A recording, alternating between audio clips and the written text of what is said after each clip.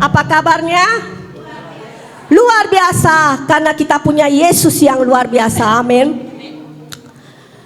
Saya bersyukur sekali, saya senang selalu kalau kembali ke tempat ini mendengar kabar-kabar baik ya.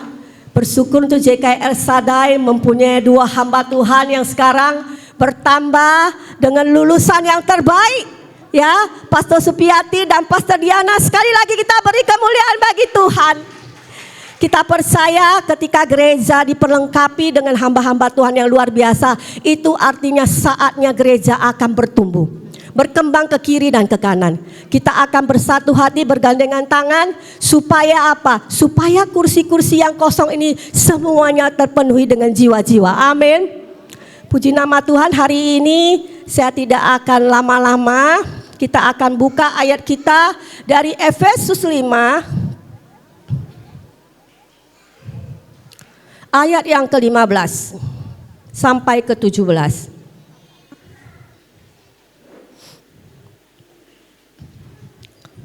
Sudah dapat semuanya? Tema judul khotbah hari ini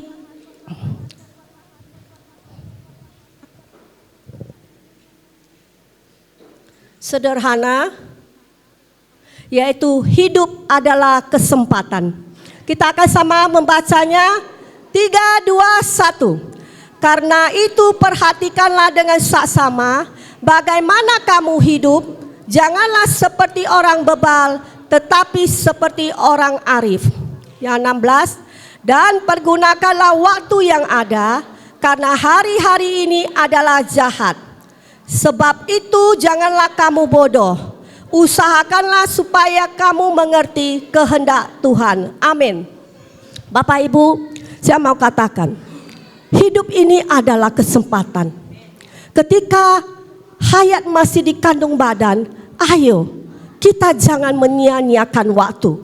Di ayat yang ke-15 ini dikatakan, karena itu perhatikanlah dengan seksama bagaimana kamu hidup.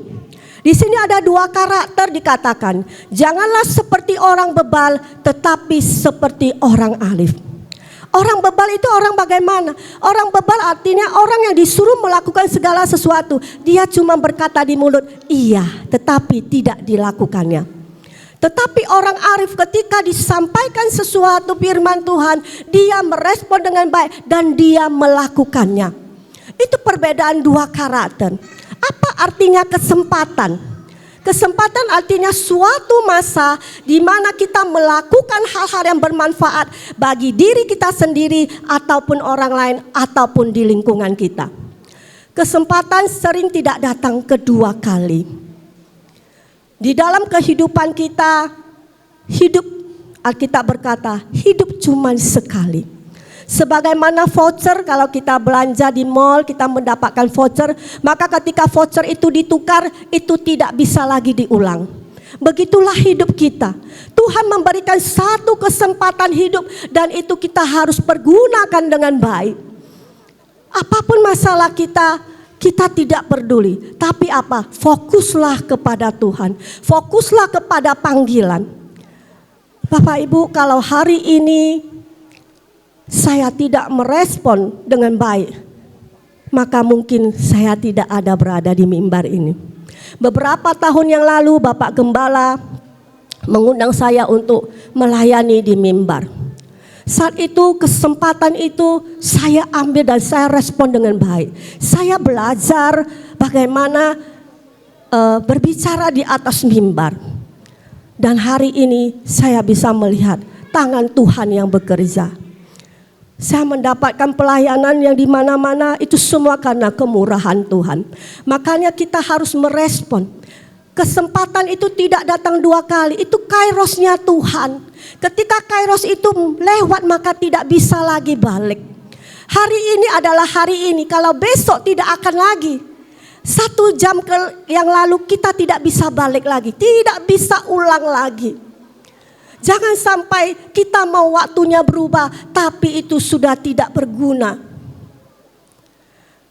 Ciri-ciri orang yang memakai hidup sebagai kesempatan ada 3, Bapak Ibu. Untuk apa kita meraih kesempatan? Untuk apa lupa kita merespon kesempatan. Buat apa sih gitu loh. Hidup kan cuma sekali, harusnya kita enak-enak. Sebetulnya hari ini memang jadwal saya melayani di sini. Tapi karena saya kurang enak badan, sebetulnya Bapak Gembala kemarin ingatkan, udah kamu tidak usah datang. Saya dalam mulut bilang ya, tapi pulangnya saya berdoa sama Tuhan. Karena saya mau melayani di tempat ini 1 minggu sebelumnya itu saya sudah doakan setiap hari.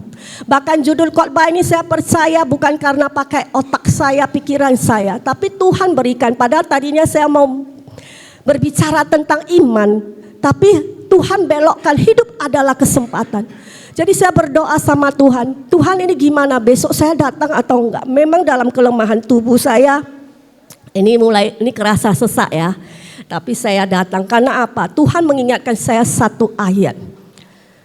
Hidupmu bagi Kristus, mati adalah keuntungan. Begitu saya dapat ayat ini, saya harus datang. Roh Kudus mengingatkan saya, kamu ini mau berjumpa Ibu Marta itu udah 1 bulan.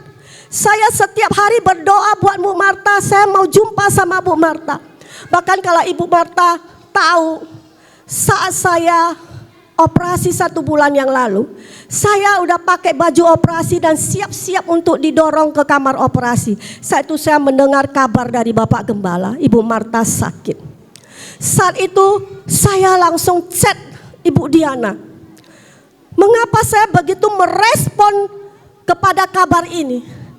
Sedangkan saya di posisi yang lemah, saya juga mau dioperasi, bayangkan. Ya kan? Tapi saya chat Bu Diana. Ibu Diana bilang sama Bu Marta, jangan sampai down. Karena apa? Hati yang gembira adalah obat. Kita percaya, dokter boleh berkata apapun, namun tangan Tuhan yang akan membawa kita untuk meraih kemenangan demi kemenangan. Saat itu saya rasanya ingin buka bajunya, saya ingin datang ke sini. Karena saya mendengar Ibu Marta down. Kita tidak boleh down, apapun keadaan kita harus fighting sampai titik akhir. Hidup mati kita semua ada di tangan Tuhan. Tapi yang masalahnya, kita mau mati dengan cara bagaimana? Kita mau mati dengan membawa mahkota yang Tuhan berikan bagi kita, atau kita mau mati dengan sia-sia, kita merana dan kita tidak bisa akan menambah 1 hasta bagi jalan kita. Itu Alkitab jelas tertulis. Makanya saya ingin datang. Mungkin Bapak Ibu tidak tahu, ketika saya dikirim ke Singapura mengurus orang-orang sakit itu, dalam keadaan saya demam pun saya dipaksa untuk melayani. Itu yang membuat saya kuat. Karena leader saya berkata begini, kamu datang dari Medan ke Singapura untuk melayani orang sakit. Sekarang kamu datang, kamu bilang kamu sakit. Kamu lihat dulu, yang sakit lebih parah di Singapura itu, yang penyakitnya udah aneh-aneh dan mungkin mereka dalam tahap untuk menuju kematian di Singapura. Tapi engkau lihat sendiri, mereka ikut melayani Tuhan.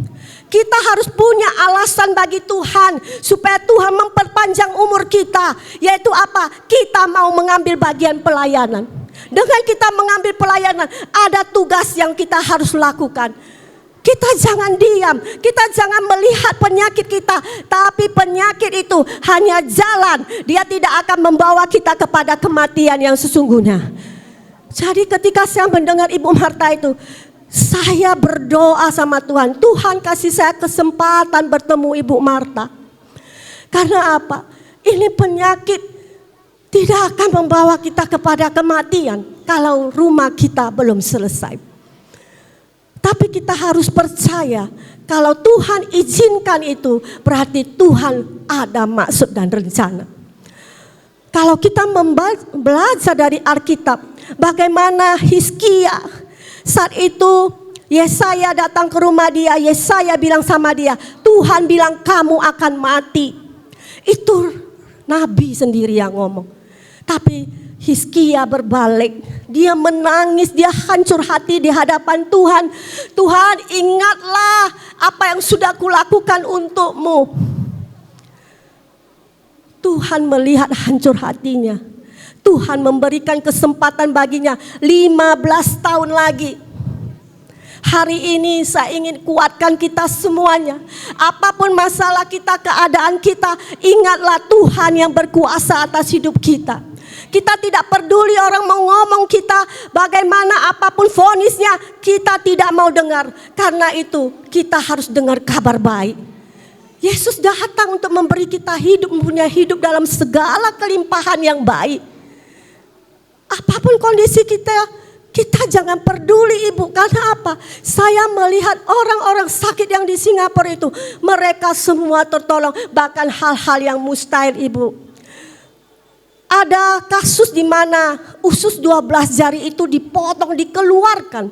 Tidak pernah terjadi dalam sejarah kedokteran. Itu bisa tersambung lagi.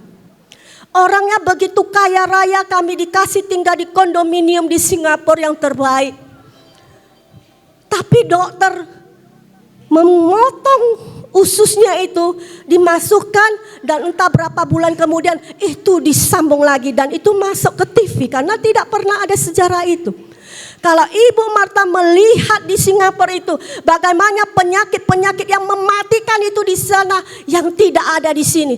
Itu banyak di Singapura. Tapi apa? Sampai titik napas terakhir mereka tidak menyerah. Karena hidup adalah kesempatan. Hidup kita kesempatan. Selama masih ada napas, ayo ambil bagian untuk melayani Tuhan. Tidak harus memimbar, tidak harus ke rumah-rumah, tapi apa yang ibu bisa lakukan untuk kemuliaan Tuhan. Makanya ciri-ciri orang yang mempunyai, yang memiliki hidup adalah kesempatan. Pertama, dia hidup untuk Tuhan. Kita tidak peduli. Makanya tadi Bapak Gembala bilang, suruh kau istirahat, tidak.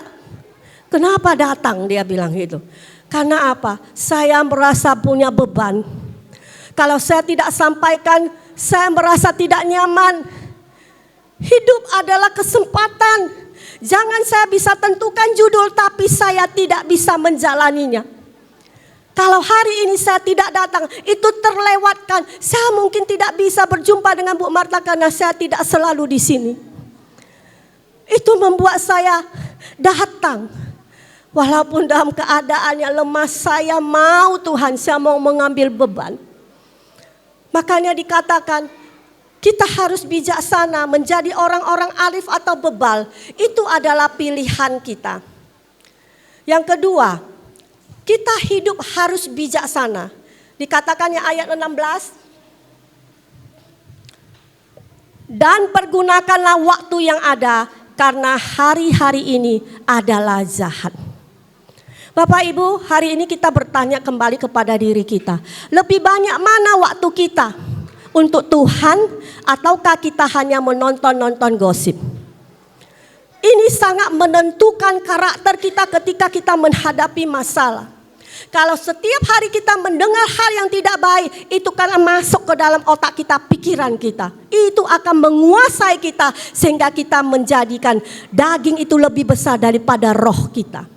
Tetapi kalau kita setiap hari mendengar kebenaran firman Tuhan, kita respon, kita pergunakan waktu-waktu kita dengan berdoa, dengan meminta tolong sama Tuhan. Itu akan berbeda.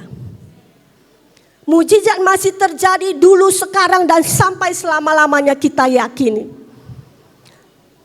Satu hal, apapun caranya nanti kita mati, itu tidak membatalkan keselamatan Tuhan bagi kita. Kita harus teguh berdiri. Suami saya ketika mau meninggal, dokter bilang ini sudah tidak bisa ditolong, tinggal 35%. Saya fight. Saya bilang Tuhan 1% pun saya mau tolong dia. Sebelum Tuhan ketok palu saya akan tolong dia. Kecuali Tuhan sudah ketok palu pulang, tidak masalah. Tapi apa, selagi napas kita di kandung badan, jangan menyerah. Jangan memperhatikan hal-hal yang buruk dalam hidup kita. Pandang saja kepada Yesus. Karena dia yang sanggup menolong kita. Ketika percaya itu kita nyatakan, kita lakukan, bukan hanya iman ya. Kita hanya berpikir-pikir untuk sembuh tapi tidak melakukan apa-apa. Itu hanya bayangan, imajinasi kita untuk sembuh. Tetapi ketika iman kita sertai dengan tindakan, maka itu hasilnya akan berbeda.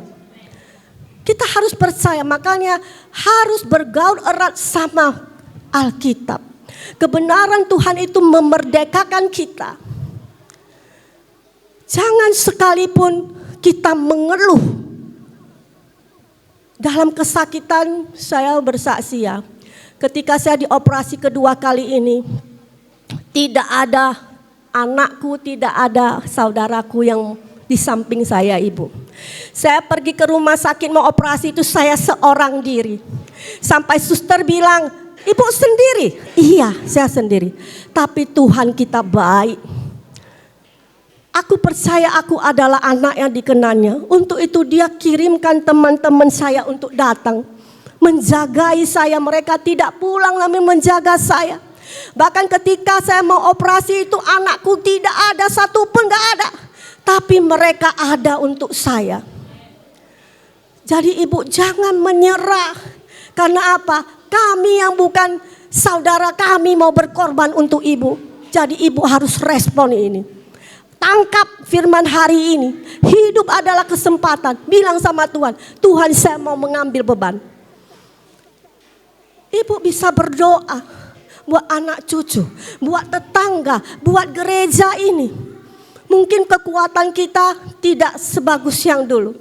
Tapi apa? Ayo. Hidup ada kesempatan. Ketika kairosnya Tuhan datang, ayo respon. Memang manusia terhubung dengan waktu yaitu kronos yang setiap hari berganti. Kita cuma memiliki 24 jam dalam sehari. Atau ditandem 30 jam. Enggak ya, sama ya, 24 jam ya. Sama. Tapi ayo, pakai kesempatan itu. Karena hari-hari ini jahat dikatakan tadi. Makanya apa yang kita dengar itu menentukan bagaimana sikap kita ketika menghadapi masalah. Yang ketiga, ayat yang ke-17. Sebab itu janganlah kamu bodoh, tetapi usahakanlah supaya kamu mengerti kehendak Tuhan. Banyak orang bertanya, bagaimana untuk mengerti kehendak Tuhan? Caranya bagaimana? Yaitu satu, caranya kita bergaul ekap dengan kebenaran firman Tuhan. Yang kedua, dengan khotbah-khotbah. Dan yang ketiga adalah konfirmasi daripada orang-orang di sekitar kita. Makanya kalau saya minta sesuatu, saya selalu minta konfirmasi Tuhan. Betul enggak ini? Karena apa? Segala sesuatu yang mau kita lakukan, itu bukan lagi kehendakku. Hidup dalam Kristus mati adalah keuntungan. Hidupku bukan aku lagi, termainkan Kristus yang ada di dalamku. Kita pegang itu. Ya kan? Jangan berpikir terlalu jauh. Jangan berpikir sampai anak cucu cicit kita bagaimana ini Tuhan. Itu bukan urusan kita. Karena Tuhan tahu yang terbaik buat anak cucu kita. Yang penting satu hal ketika kita udah masuk ke dalam usia senja. Kita harus persiapkan diri kita sendiri. Mempersiapkan bagaimana kita menghadapi saat-saat kita dipanggil Tuhan, kita dalam keadaan yang bagaimana? Apakah kita masih bersyukur? Apakah kita masih melayani Tuhan? Saya minta sama Tuhan. Ketika Bapak Gembala bilang istirahat, saya bilang enggak. Karena apa? Kalaupun mau mati, matilah Tuhan. Saat aku melayani. Karena apa? Langsung tiketnya ke surga. Saya tidak mau duduk diam. Karena apa? Ketika kesempatan itu pergi, untuk balik lagi itu susah. Jadi ayo pahami ini. Hidup adalah kesempatan. Pakai itu dengan sungguh-sungguh. Kita jangan lagi berhentilah untuk mengeluh. Tetapi belajarlah untuk mengucap syukur. Berhentilah untuk meragukan Tuhan sanggup menolong kita. Tetapi ayo mari lakukan. Simple, mengikut Tuhan kita tidak perlu harus yang wah gimana kalau doa itu kata-kata bagus ya. Tidak usah. Tidak usah saya harus ke gereja dengan hikmat saya berdoa nangis-nangis. Bukan begitu. Tapi apa? Ketika kita sungguh-sungguh berlutut di hadapan Tuhan, kita menangis di hadapannya, kita mengandalkan Dia, maka mujizat itu akan terjadi. Jadi kalau mau menang tidak ada jalan lain Bapak Ibu. Kalau hidup saudara-saudara dalam balai kelam, ayo lakukan. ambil bagian. Bilang sama Tuhan, Tuhan mulai hari ini saya mau mengambil beban. Supaya kita punya alasan Tuhan untuk memperpanjang hidup kita. Kita tidak mau tahu dia mau panjang 10 tahun, 2 tahun atau 2 jam. Tetapi apa? Ketika kita terlibat dalam pekerjaan Tuhan, pasti ada rewardnya.